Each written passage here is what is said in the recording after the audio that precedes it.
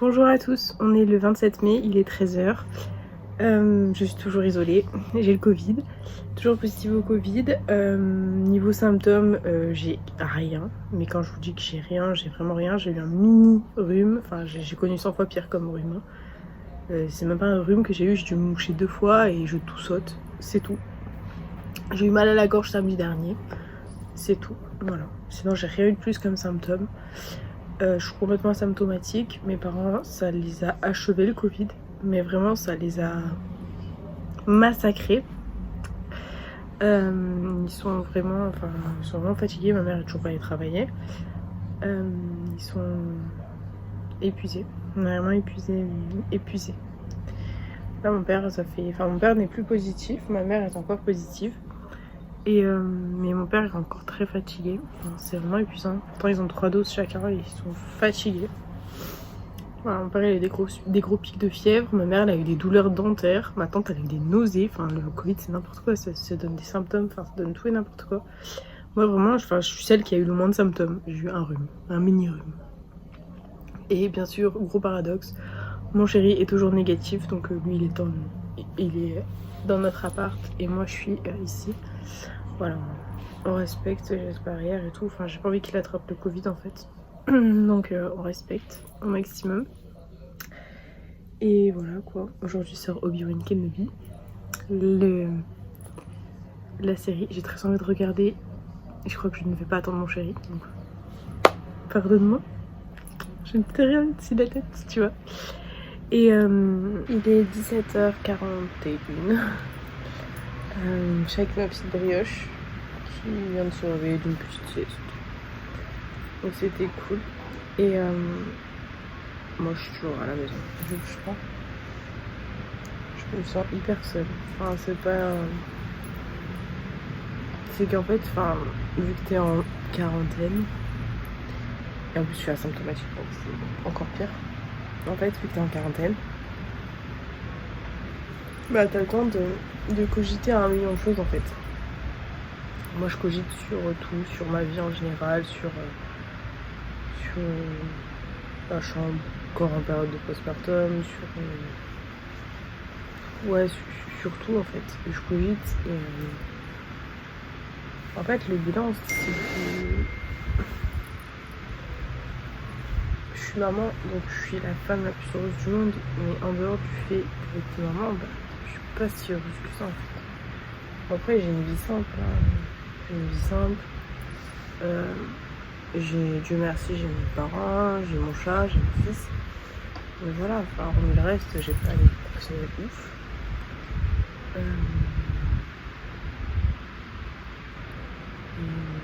Mon couple, c'est pas facile tous les jours quoi. Mon chéri et moi, on est ensemble, on est soudés, il n'y a pas de problème sur ça, mais c'est pas ouf dans le sens où on se prend souvent la tête. On dit le fait d'avoir un enfant, ça bouleverse une vie, je suis totalement d'accord. Mais il y a un défaut. Mon chéri, personne n'est parfait sur Terre, personne n'est parfait, personne ne sera jamais parfait. La perfection n'existe pas et je ne recherche absolument pas la perfection. Il y a un défaut que mon chéri a qui m'énerve plus au point, en fait, c'est son langage. C'est qu'il parle mal. Et en fait, le problème c'est qu'il n'a pas l'impression de mal parler. Et en fait, on se dispute à cause de ça parce que son langage il est grossier, il est agressif et c'est pas bienveillant en fait.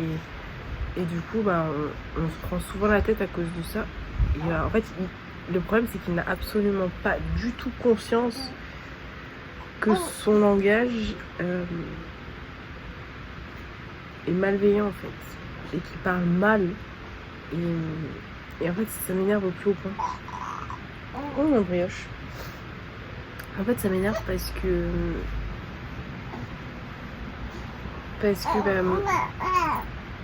ma brioche. Parce que mon chéri, c'est pas quelqu'un intérieurement de méchant, mais il parle mal, il a cette agressivité en lui, verbale, et ça m'énerve en fait. Et en fait, on se dispute à cause de ça parce que je lui dis arrête ton langage, surveille ton langage. Oui, mon amour. Et dans son quart d'heure, je discute. Hein. Lui aussi, il discute. Allez, étire-toi, ma brioche. Et en fait, ça m'énerve. Parce que c'est une gentille personne, mais le problème, c'est son langage, quoi. C'est qu'il parle trop mal. Et sa dernière relation, son ex, elle est partie, et entre autres à cause de son langage, en fait. De sa façon de parler, de son mauvais caractère. Et c'est à cause de ça qu'elle est partie, quoi. Et des fois, je lui dis, mais ça ne te sert pas de leçon. Je lui dis, je vais pas partir, on a un enfant, on a une famille, je vais pas m'en aller, mais ça t'a pas servi de leçon une fois qu'une fille, elle parte à cause de ton langage, en fait, ta façon de mal parler. Apparemment, non. Je sais pas, enfin... Aime-nous, quoi. Sois bienveillant avec nous. Parle-nous bien. Enfin, je sais pas. Je demande pas les lignes, dis qu'on nous parle bien, c'est tout.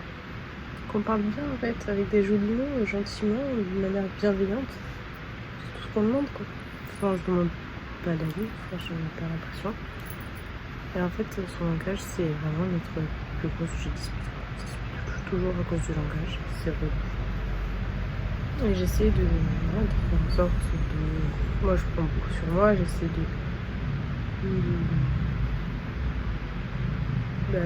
d'être bienveillante, d'être gentille avec lui. Je suis toujours gentille avec lui, je fais jamais de remarques, je n'envoie jamais de pique. Je me remets beaucoup en question, mais oui. J'essaye, hein, mais ça peut pas. Et là, quand on dit que la parentalité, ça change, ça bouleverse un couple, franchement, ouais. Parce que déjà, de base, mon chéri et moi, on faisait pas grand-chose ensemble. Du fait qu'il a un travail il a pas un travail de bureau, quoi.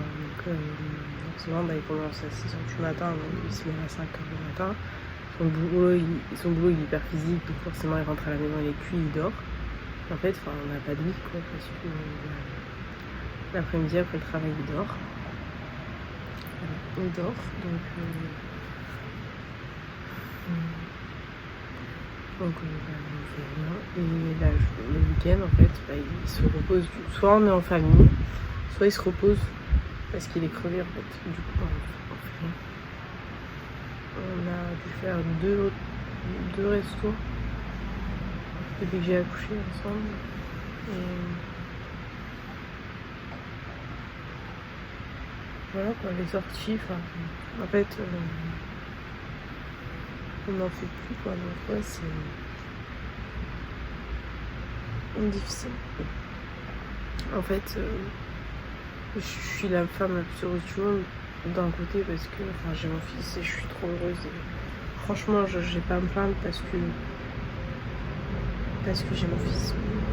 Intérieurement, je me sens vide, je me sens pas du tout vivante, en fait. Et des fois, oui, ma brioche, des fois j'ai presque l'impression d'être une mère célibataire. Ma brioche, tiens, prends ta petite. Non, tu veux pas que tu gesticules. Gesticule, ma beauté. Et des fois j'ai l'impression, je vous jure, d'être une mère célibataire parce que j'ai l'impression de tout faire tout seul, en fait. C'est bête, la dernière fois, mon fils il devait aller chez le pédiatre. C'est des trucs bêtes. Bon, on avait rendez-vous à 19h30. Sachant que ma pédiatre, elle est en plein centre-ville, donc c'est un peu compliqué. Pour se garer, tout ça, dites-vous, il faut que je me gare, je prends la poussette, il faut que je la déplie, nani nana. J'amène mon fils chez la pédiatre, et comme ça, au centre-ville, c'est des bâtiments anciens, donc c'est pas pratique du tout avec la poussette. Donc, dites-vous, la dernière fois, mon chéri faisait la sieste. Et il a dormi et il a oublié qu'on avait rendez-vous chez le pédiatre pour mon fils. Bon, ok, c'était à 19h30, mais c'était un rendez-vous d'urgence parce qu'il avait de la fièvre suite à son Covid. 3 jours après le Covid, il avait la fièvre. Et du coup, il dormait, donc je ne suis pas. Donc il n'est pas venu avec moi chez le pédiatre. Donc, c'est que des trucs comme ça. Et en fait, du coup, j'ai l'impression de faire tout toute seule. Donc, ouais, c'est dur.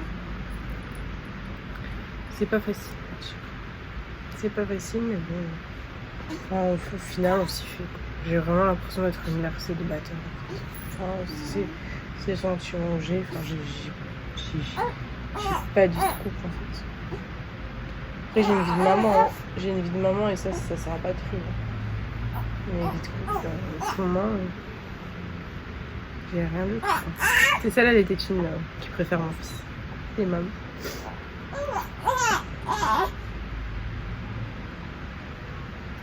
Et ouais. Mais sinon, en dehors de ça, j'ai pas de vie de couple. En fait. Je vous jure, c'est horrible. Oui, oui, ma brioche. Hop. Bleh.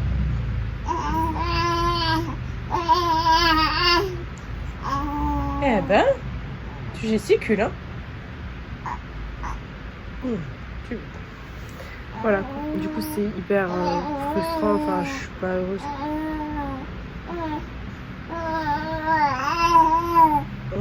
C'est comme, il y a des soirs où des fois je passe l'après-midi chez mes parents parce que je sais qu'il va dormir.